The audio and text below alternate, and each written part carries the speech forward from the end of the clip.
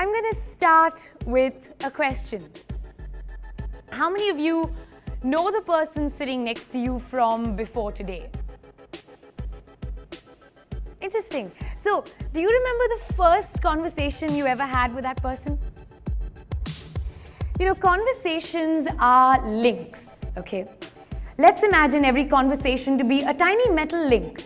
And every time you talk to a stranger, a metal link is formed. And every conversation that you have after that moment, the link gets stronger and stronger.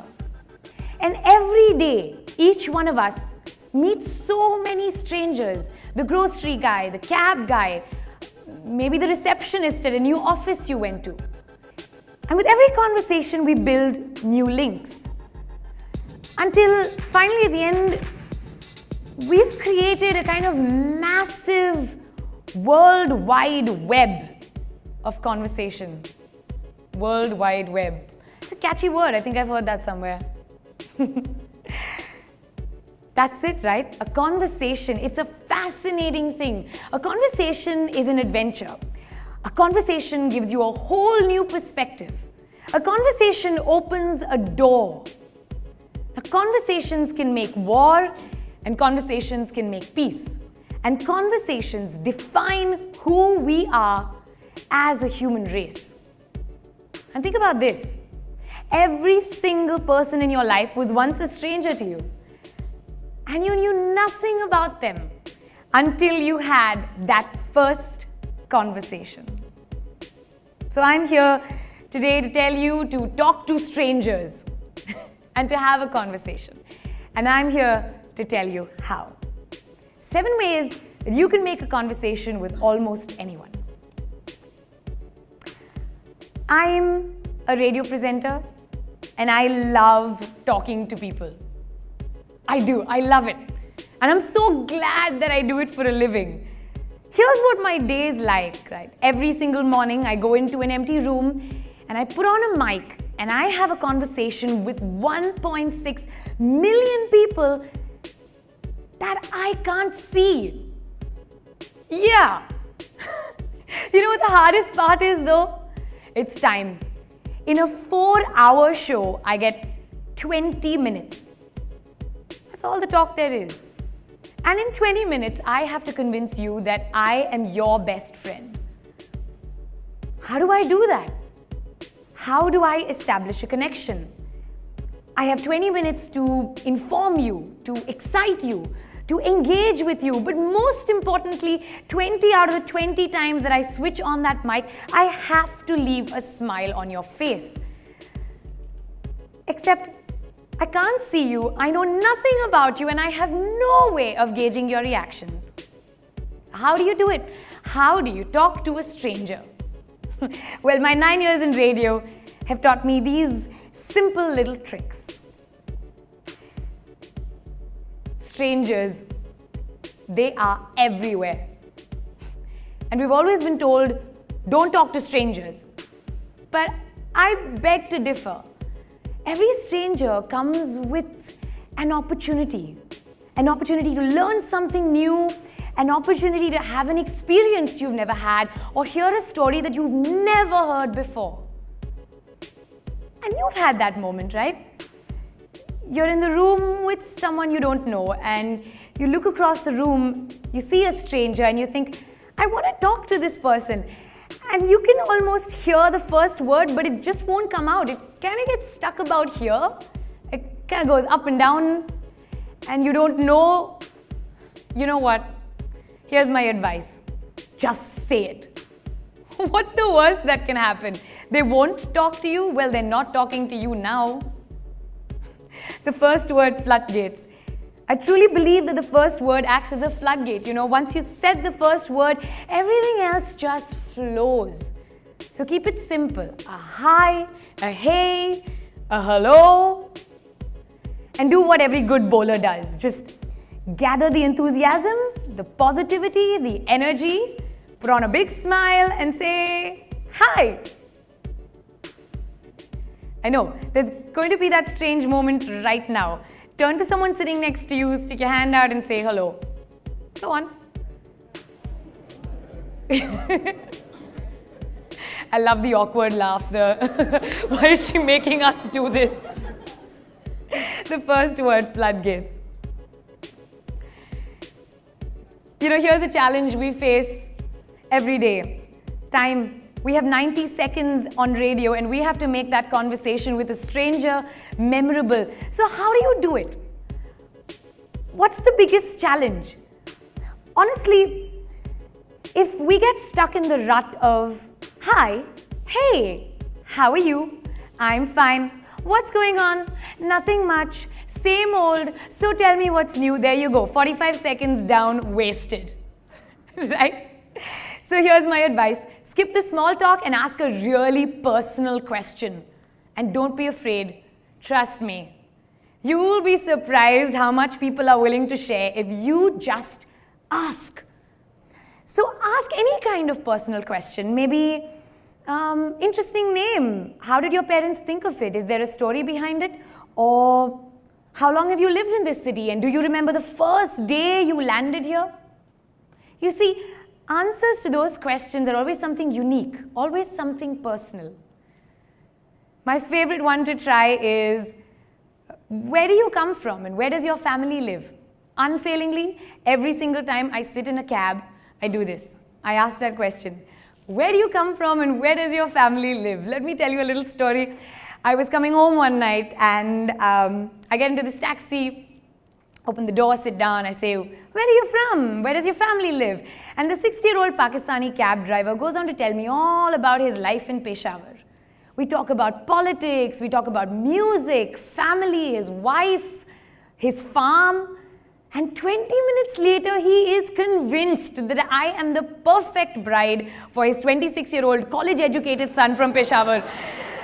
And as I'm getting out of the taxi, he's taking out a passport-sized photograph with this look of enthusiasm.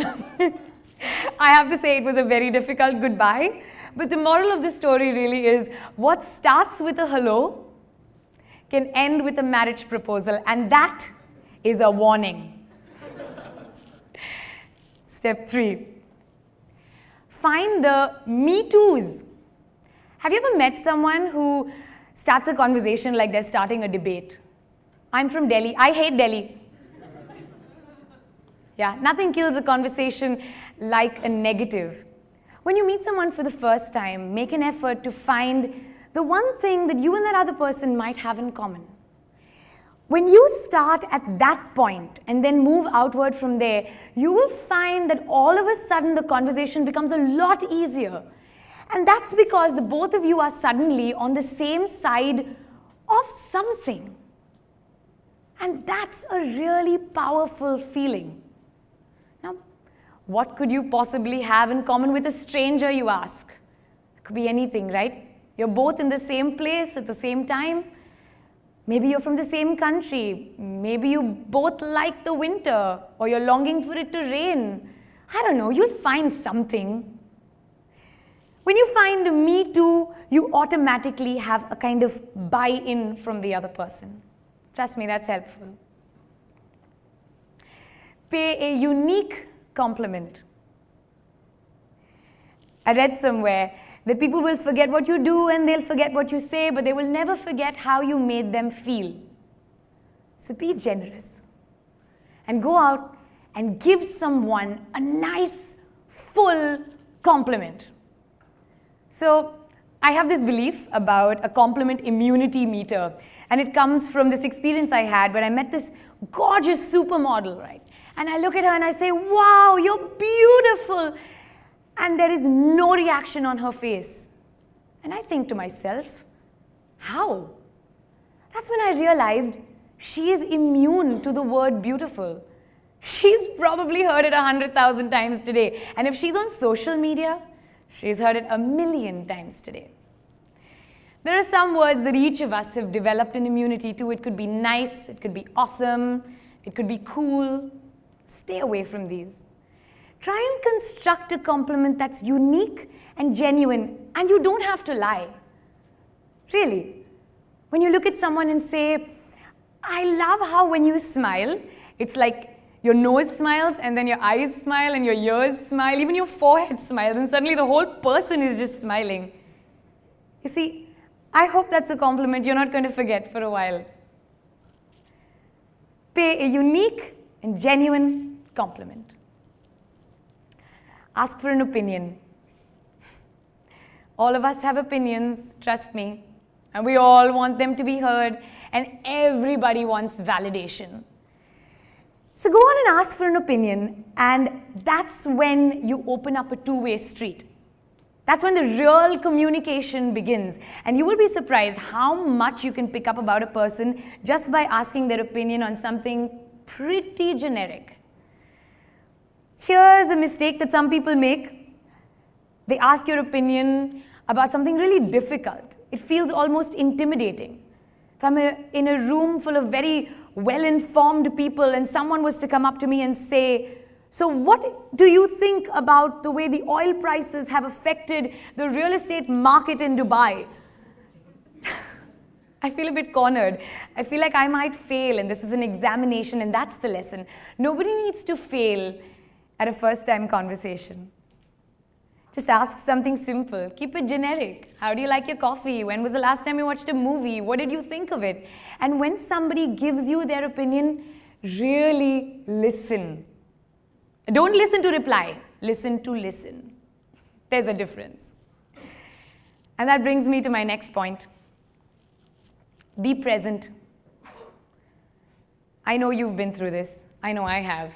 You're pouring your heart out to someone, and they're like this. Yeah, go on, keep talking. I can multitask. What's with the Wi-Fi? When someone's trying to communicate with you, the least you can do is really be in that conversation. Just be wholeheartedly present. Just be there. And my favorite part, make eye contact. Trust me, eye contact is where all the magic happens. You can feel the conversation. And trust me, when you're looking at someone in the eye, 9 out of 10 times, they will not dare look away. Right? Now, if only I could look into the eyes of 1.6 million people, I would not have to worry about you guys tuning out during the ad breaks. That brings me to this. My favorite point, because I think it's got a catchy name. Name, place, animal, thing. You remember that game? Remember the little details about a person. Remember their name. It's so important. It's awful when you meet someone for the 18th time and you say, "You must be Paul." No, Peter. Something with a P and it ends with... It's terrible. Remember someone's name and say it back to them. You have no idea how important you're making them feel. And that's not the only detail. Remember all the other details as well. The places they like to go to, the places they've been to, the places they want to go to, their pets' names, how their pet's been feeling lately, the things they like. Remember their children's names. That's such a winner. And remember their wives' names and their girlfriends' names. Just don't mix up the last two because that could be disastrous. Remember these little things about people and repeat it back to them. Ask, be genuinely interested, and automatically you kind of become an investor in their well-being. So they feel responsible to you to keep that conversation going. So there we go. 7 amazing ways that you can make conversation with anyone, and 7 reasons why you should use the break that's going to come up to talk to a stranger that you don't know. I'm going to end with this analogy. A conversation is like reading a book.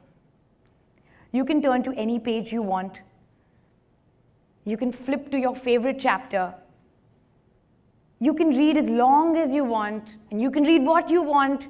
And every person, trust me, is a really good book. And it saddens me so much that entire human lives are being boiled down to 140 characters and catchy headlines, because that's not what we are. We are not abridged versions. We are entire human stories. We deserve more from each other. So what are you going to do in this big world that we call the library? Are we going to walk around and look at the hardbound copies and read the titles? Or are you going to actually reach for a book, open a page, and start reading a story. You decide. Thank you.